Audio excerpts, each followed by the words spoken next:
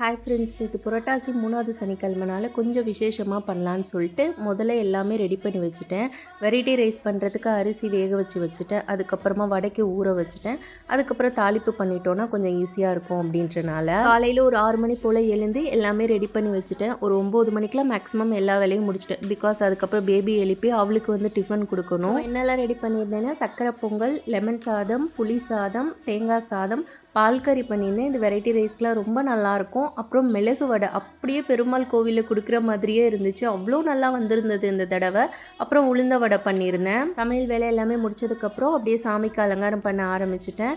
இங்கே பாருங்கள், பெருமாளுக்கு வடைலாம் வச்சு அவ்வளோ அழகாக ரெடி பண்ணியிருந்தேன். இந்த பெருமாள் வந்து என்னோடய ஹஸ்பண்ட் எனக்கு கிஃப்ட் பண்ணியிருந்தாங்க. அது என்னவோ தெரில, இந்த மாதிரி ஃபெஸ்டிவல் சமயத்தில் சாரீ கட்டணும்னு நினைக்கிறப்ப தான் என்னால் சுத்தமாக ரெடியாக டைமே இருக்காது. சமையலும் பார்த்துட்டு பூஜைக்கும் அரேஞ்ச் பண்ணிட்டு எஸ்பெஷலி பேபியை பார்த்துட்டு செய்கிறது ரொம்ப கஷ்டங்க.